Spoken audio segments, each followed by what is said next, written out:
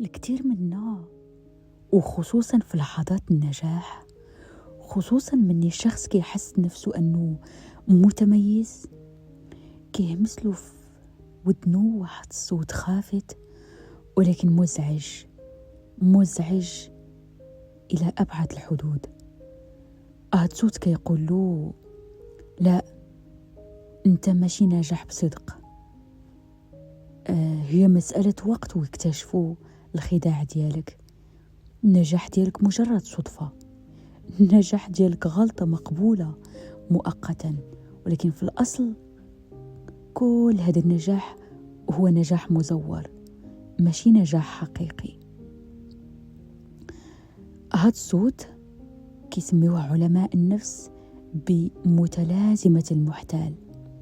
هاد المتلازمة اللي كتخلي الشخص دائما حس أنه ما يستاهلش، دائما المجاملة ديال الصديق ديالي أو لا التعامل الجميل ديال الصديق ديالي هو نفاق، هو مجاملة.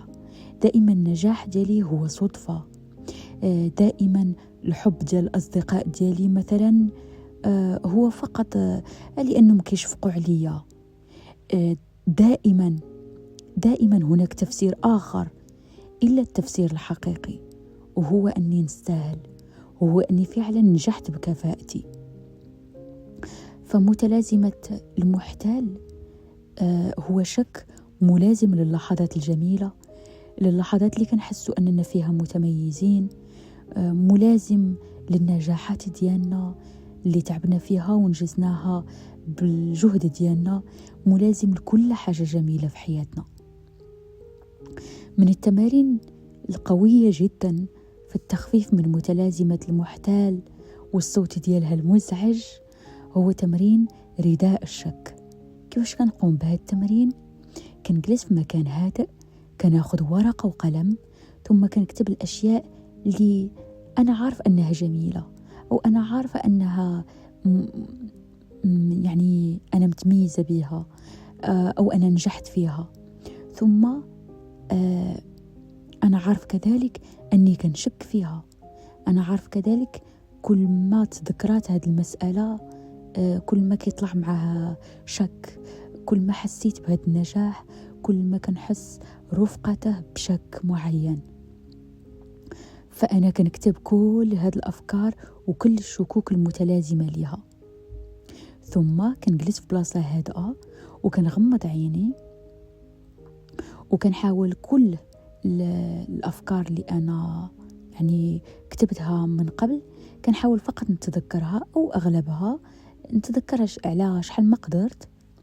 ثم نتخيل أنني مشيت قدامي ولقيت واحد الخزانة كبيرة باللون الأزرق. مجرد ما عليت عيني بان لي واحد الرداء، واحد المونطو أو واحد الجاكيت أو مكتوب عليه رداء الشك.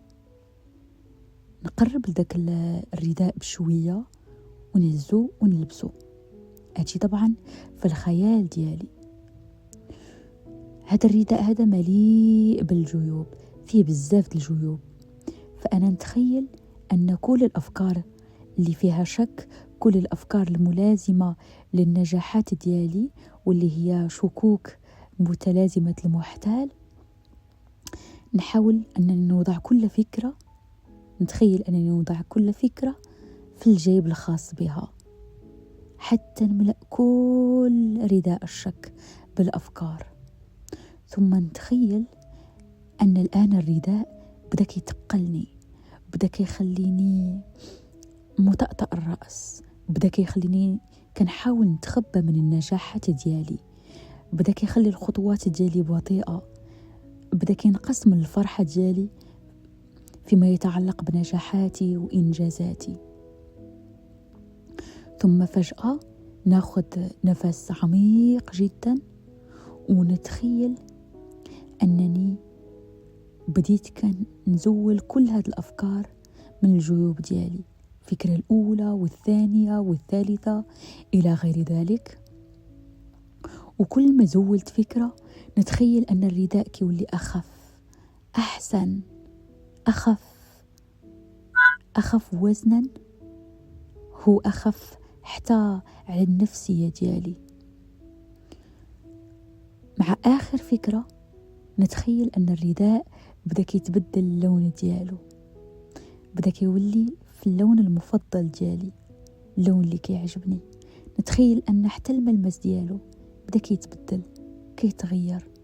ونتخيل أن المكان اللي مكتوبة فيه رداء الشك ولا في بلاصتو مكتوب رداء الكفاءة الحقيقية. نتخيل أنني مستمتع بهذا الرداء، رداء الكفاءة، رداء الحقيقة ديالي، رداء النجاح اللي بنيته بالجهد ديالي وماشي بالخداع كيف كتصور لي متلازمة المحتال. ثم نقرر أنني نبدأ نملا هاد الأفكار، هاد الرداء هذا بأفكار حقيقية، أفكار كتقول إذا الصديقة ديالي مدحاتني فهذاك يعني أنني فعلا إنسانة كنستاهل المدح. إذا الزملاء ديالي شجعوني فهذاك يعني أنني كنستاهل النجاح ديالي وكنستاهل هاد التشجيع. إذا تميزت في مكان معين فأنا جدير بالتميز وجدير بالنجاح.